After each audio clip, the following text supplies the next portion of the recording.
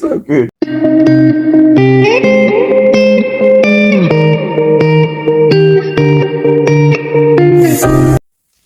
Oh, good evening and welcome to it. Welcome.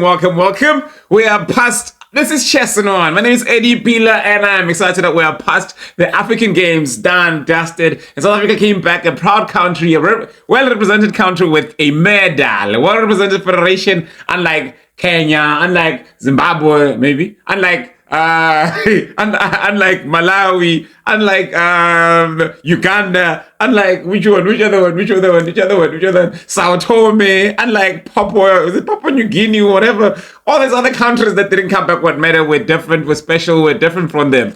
Whew. Yes, I don't think I saw a medal for Morocco, even though Morocco is one of the big ones, ne? No medal for Morocco as well. I don't know, for the African Games, that was so special. But yeah, so just like Mozambique, just like Egypt, just like Algeria, South Africa has a medal. Just like Nigeria, we got a medal. But anyway, we're past that and now we're at the African Individuals.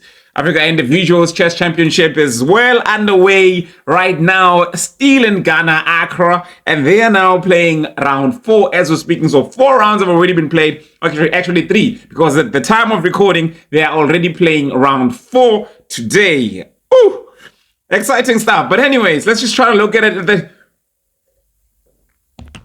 I want to say, if time allows, today, we've got some interesting things that I want to cover up. So it's this one, African Individuals, and I also think I'm thinking of covering a bit of some politics brewing in the Northern Cape. Crazy stuff. We got an interview planned to sort of get some perspective on that, and obviously the upcoming closed.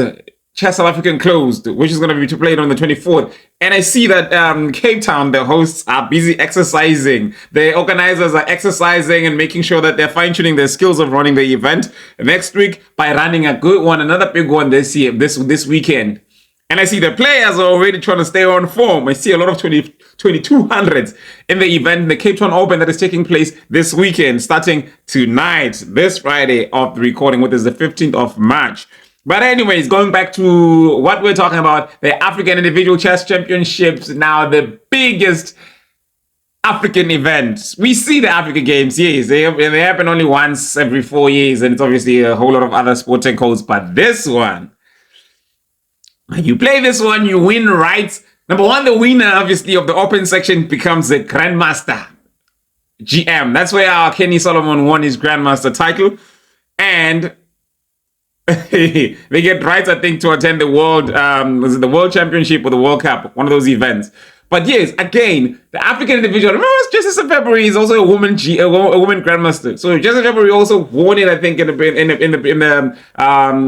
previous years, and obviously got the woman grandmaster elect title. Is that where she got it from? I need to check my facts. But yes, she's got the title, but she hasn't got. It's not yet effective because she hasn't reached the minimum required rating for it, right? But yeah, so interesting things happening in this event. So if we look at the first round, so the first round was against in the first round of the open section, we see the Grandmaster Dr. Basim Amin is still at the top, still running, still stressing our players, still ghostly making us moves that people don't see coming. Whew. There we go. So this is what it looks like. In the first round, the Grandmaster Basim Amin was playing. Oh, actually, he won against Nigerian Samuel Adeyinka Samuel Adewole.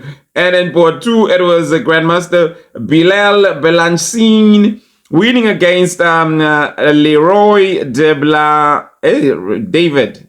All right. And then Arena FIDE Master Wilfred Ntamuntungiro won against International Master Malano Otega Male. And then we see Fai. Oh, this Madagascan. I am International Master Fai Antinai Rakoto Maharo. Yo, I am Fai for simplicity. He won against Kenton Formers. And then we see I am David Silva, the Angolan Silva, winning against candidate master Maxine Morara And the Zambian champion, international master Chitumbo Mwale, wins against Daniel Frepon Smart. And we see again Andrew Kayaon, the Zambian international master, as well, winning against Kwama Frepon Sakiri. And in port 8, it was Bomo. Yo, the Nigerian FIDE master, Bomo. He wins against Sakosi Theory Igbe, also from Nigeria. And then in port 8, it was Antonio Abdullah Rahim, FIDE master Abdullah Rahim, winning against Philip Sakome Yao Amawako. And then I'm actually trying to get to number 10, Harold Wanyama, FIDE master from Uganda, winning against Prince Akpa. And then FIDE master from Zimbabwe, Jemusi Zemba, wins against Bacha Mahamat. And then in port 12, it is international master Amorim Agbe Agnelo, winning against David Salal Ameko. Yeah, and then in port 13, it was I am Odion Aikoji from Nigeria, winning against Benjamin Adeon Mills Papu. And then in port 14, we see our own FIDE master Banele. See how far I had to go to get to Banele Mango. FIDE master Banele Mango winning against Evans Makuo Podo. Wow. And the Stephen Lem King losing to Donaldo Paiva. Paiva, the silver medalist in the individuals at the African Games from Mozambique. Mozambicans' pride and joy. Okay, so this is causing a bit of confusion, because remember at the beginning we thought, yeah, South Africa had some representation. I even spoke on that in the while the African Games were going, and I saw there was a players registration already on there. And what happened was, it's so interesting. Okay, it's so funny because we looked at the open section of the males of the African individual chess championship, and we saw at number 1 there was Daniel Quadri, international master from South Africa, and number 2 representing South Africa with rating wise it was Levitan Caleb Levitan, FIDE master, and number 3 it was FIDE master Banele Mango, South Africa, and number 4 it was international master Johannes Mabusela. And now it's time to play. None of them are nowhere to be seen. What happened? We are left only with Banele Mango representing South Africa in the open section. In the ladies section, yes, we still have the very same ladies playing. We've got Jessie February, women international master Jessie February representing South Africa. Women international master Anzel Boshoma. Anzel Lopshe. You see, it's the shot at the end that makes me think of the third lady, which is Chisoma Poshoma Tandi. Chisoma Poshoma, and the third lady representing South Africa. So those are the 3 that are still there representing us. And that made me wonder why the other players pulled out. So I'm thinking, are any players sponsored to go to this event? It turns out no one is sponsored except for the player that has rights, right? So there's one player with rights that obviously gets all sponsorship, all the sponsorships and everything, well, accommodation, catering and all of that. And apparently for the open section for South Africa, it was meant to be Daniel Quadri. It didn't show up. Some say it is because wherever he sees Basim, he runs the other direction. Hey, I don't know why people say things like that. And apparently, whenever Basim sees Daniel Quadri, he cancels every appointment and he says, I'm going there, I want it. So what's going on between Daniel Quadri and Basim? Basim.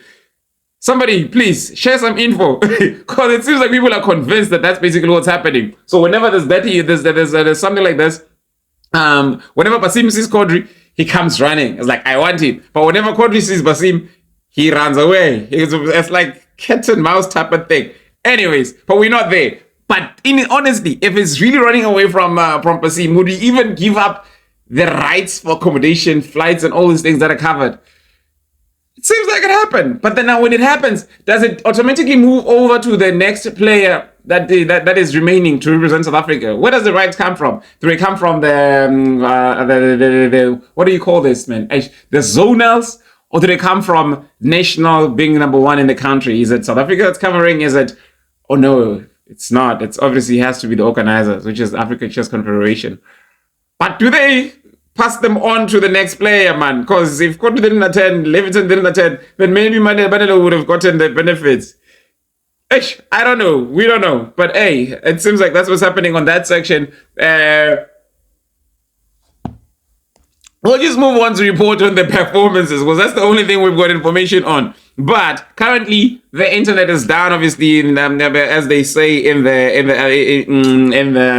West African countries, and that's why they are unable to transmit, to update the internet, transmit. Obviously, for those that were watching live games after round 2, actually during round 2, everything just stopped. And we got some messages from our network providers as well saying that there's been some damage to the undersea cables. Is it the internet cables? Yeah, something like that. But anyways, this is about 21 boards. And I just decided I wanted to stop at Manela's board because I'm speaking to South Africans, right? So I stopped at Manela's board and now I'm moving on to the ladies section in round 1 before we go to the other section, second section. But I feel yes, the moment I get to all the ladies of South Africa, we can move on unless some internationals can say, hey, we want to hear about our players too.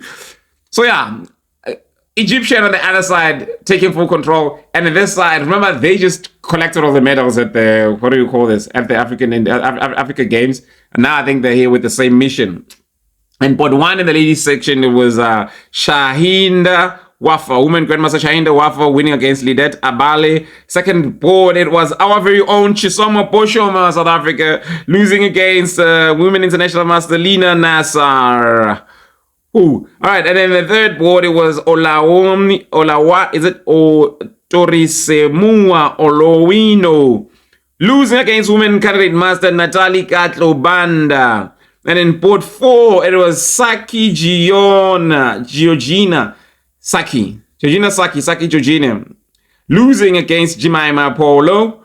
And in board 5, Deborah Ebimobo Ere, quick pen, winning against Banini Gertrude.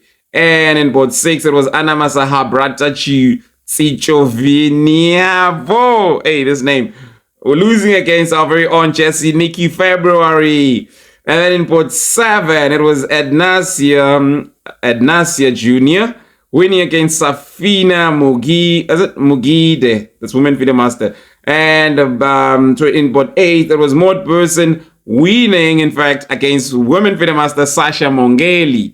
And we had board 9, Viana Fusto Dati Vilhete, drawing with women candidate master Mario Yavo Cheche. And board 10, Shiva Valentine Naisanga loses to Penina Nakabo. And in board 11, it's Linda Dalitso Shaba winning against Zone 4.5 president, Malawi former chess president, Suzanne Namangale. Oh, so Malawi's former chess president and current Zone 4.5 president is rated 1571, if you didn't know. She's a chess player, she's playing. Some countries are lucky to have chess players leading them. All right, and in board 12, it was Afiwa Kponsou losing to women international master, our very own Ansel Lobsher. And then obviously there's 13, Valerie. Okay, that's board 13 being won by Marochina against Lima. And then board 14, it was Pisama Nsau losing to women international women FIDE master Constant Mbata. It sounds like she's Zulu. Mbata. Is she from KZN? Maybe she's not. But then there we go. So we move on now. So what round was it? So I think it was round 2. So in round 2 of the ladies section, Ansel lost to women grandmaster. Women international master Ansel lost to women grandmaster Shahida Wafa. And let's just talk about our players because we don't want to take all the time. Women international master Jessie February won against Maud Benson. And this is the round where Chisomo played a draw. Because Chisomo is a draw. But Chisomo in round 2 was playing against Safina Mugide. Safina Mugide, right? Safina Mugide. Yeah, and they played a draw. That's basically what happened. They played a draw. And in the third round, I bet you didn't know that women grandmaster in round 3 for the female section, women grandmaster Wafa Shahida was playing against women international master Jessie February. And who do you think won? My goodness, it was Egypt versus South Africa, and South Africa won. Jessie won it for South Africa. Whew. sticking it to the Egyptians. That's a very proud win. So yeah, that's like the one thing worth noting. I guess, because in the last round, in round 4, we have Jessie February with 3 points, going on round 3, playing black against women international master Nassr Lina. I think that's the Algerian lady. Whew. And in the board 2, it was there's a draw. It's Wafa with 2 points, playing against Polino Chimamino on 2.5 points. And in port 3, it is Quickpen Dabura with 2 points, playing against Women Freedom Master Junior at Nassr with 2.5 points.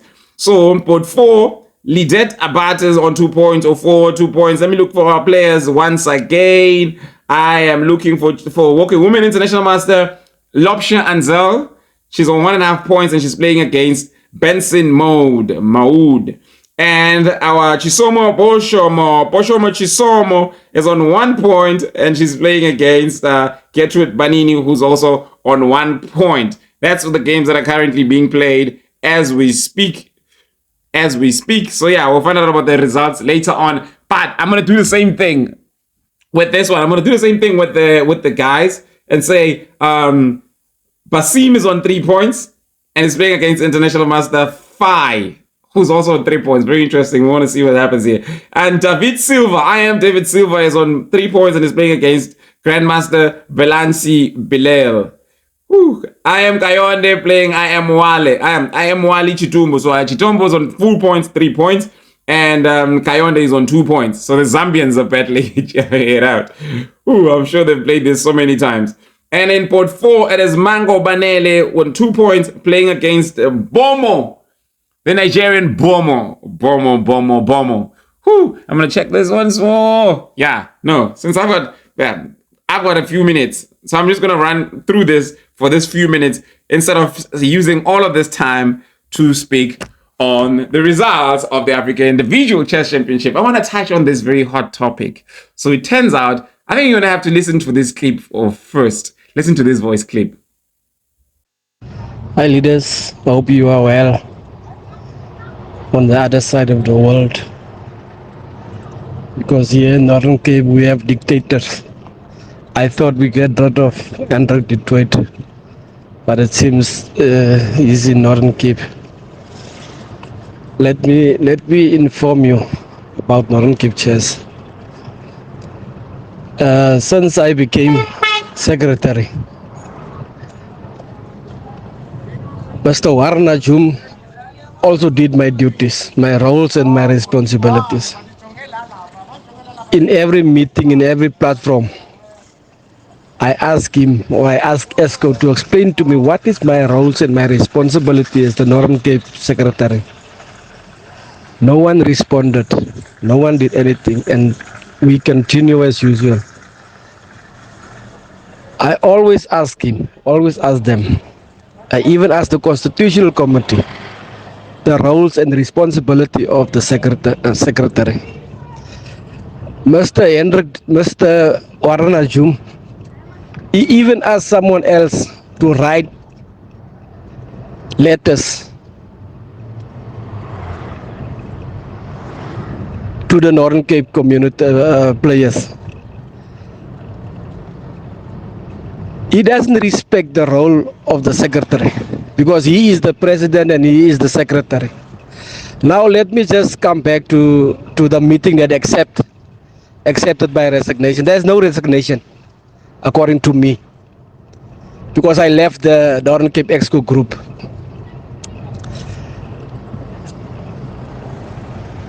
In that meeting, we are 5 members. 3 was voted in. It's the president, it's the secretary, and it's the deputy president. The other 2 were co-opted members. Now, according to our constitution, co-opted members can't vote, meaning we are left with 3 members: the secretary, the president, and the deputy president. Now, the president chaired the meeting, meaning one must recommend and the other one must accept. Who accepted it? That meeting was unconstitutional because they didn't meet a quorum. to do that. And still he wrote a letter saying, I resigned and the meeting accepted and what. So we are dealing with another HDT here. I really thought we have left that person. Is no more. But dictatorship is still very, very, very real in Northern Cape. Serious, guys. So I just want to inform, I never resigned. But according to Mr. Warren Jum, I resigned. I can give you screenshots of previous communications on our WhatsApp groups. So why didn't they take that things as a resignation? That guy is killing us. Okay, then in fact, this clip should go at the beginning or after the letter. So the letter reads as follows. So there's apparently some serious politicking happening in the Northern Cape. So in the Northern Cape, I was sent this letter, which is from the Northern Cape, it's from the Northern Cape chairs. It's dated the 1 January 2024, and that is why when I spoke to the author of this letter, he was like, that's old news. The matter has already been closed. But Mr. Dion Brandt, whom the letter was directed to, does not feel like this is justice and doesn't feel like the matter should be closed. And the letter reads as follows. Subject, acceptance of resignation. So it says, on the 27th of January 2024, you conveyed your decision not to continue your assistance or your association, in fact, with Northern Cape Chairs Executive Committee and subsequently exited the Northern Cape Chairs Executive Committee WhatsApp group. The Executive Committee, during its meeting on 30 January 2024, discussed your resignation with regret and resolved to accept it. Okay. As per the committee's decision, we kindly request that you ensure the handover of all assets belonging to the Northern Cape Chairs, including the laptop, t-shirts, and any other relevant items to Mr. Yon by no later than 8 February 2024. We appreciate the contributions you have made during your tenure with the Northern Cape Chairs Executive, and we extend our best wishes to you in your future endeavors. If there are any outstanding matters or assistance required during this transition period, please do not hesitate to reach out. Thank you for your cooperation. Kind regards. Mr. Warren Ajum, President, Northern Cape Chairs. Very funny thing happening here because, as it turns out, it seems like Mr. Brent does not feel like he has resigned. He exited the WhatsApp group and that doesn't count as a resignation, according to him. Listen to the voice note yourself and decide what you think. So I've got Mr. Brandt, Dion Brandt. He says he's ready to talk, he's ready to have a conversation with Chess and Wine, and obviously let us in on the happenings of Northern Cape Chess, because he feels like there's more to share that people need to be aware of. And I'm like, okay, that's cool. Let's organize an interview. So we're going to organize an interview and we'll speak to him on that. So the executive of obviously the Northern Cape Chairs Committee, it is Mr. Warren June, President, Ms. Shane Jeffries, Deputy President, the Secretary is listed as vacant, and Mr. Tolani Matebula as Treasurer. We know Tolani, the player, chess player, right? And there's Mr. John Bayi, additional member, and there's another vacant additional member, Mr. Gerald Niels, Northern Cape Schools Chess Championship. And according to Mr. Brandt, only a few members were elected. That's the treasurer, Mr. Ajum. That's the president, in fact, Mr. Ajum. And there's deputy president, Ms. Cheney Jeffries. And then there's Tolani Matebule. Right? According to him, one of them has to propose, and then some others. You know what? We'll speak to the man and then find out from him what the matter really is. As it looks, man, it looks like there's a whole lot that is happening, and if we can help somebody get some clarity, justification, justice, so just breathe. If people have let it out and spoken, they won't cause any more damage. It won't hurt them anymore. So if we see to let him an ear so that he shares his side of the story and he shares about the injustices that he's experiencing, right? And if there's something that can be done, maybe there could be some interventions from the executive, from some place. I don't know. We'll see what happens afterwards. But yeah, I was actually going to tell you about the top. So interesting that the Cape Town Open. Cape Town has some interesting. Cape Town has some ratings. Look at these ratings. So there's in the Cape Town Open at number 1, it is Candidate Master now in terms of the what do we call this? In terms of the ratings, the current ranking, Rogov Matfei rated 2163 international and 2331 national rating. There's Miasta Charlton, no title, but his rating is 2123 international and it is 2310 Chesa. Whew! And it is international. So yeah, load shedding has done its things. But anyways, check out the ratings for yourself for the Cape Town players. Super ratings. There's more for those hungry on rating for ratings to feed on. But that's it from me. Good evening. This is Chess and Wine. I'm not gonna say anymore. See you next time. Another reasonably priced wine. My goodness, what's happening? This is now another back duet. Like obviously, think of it as if I'm drinking it at a restaurant and I've paid 150 for it. Because this is like the $70 wine. See? But it's still okay. It's better than that other. Yeah, anyways, bye bye.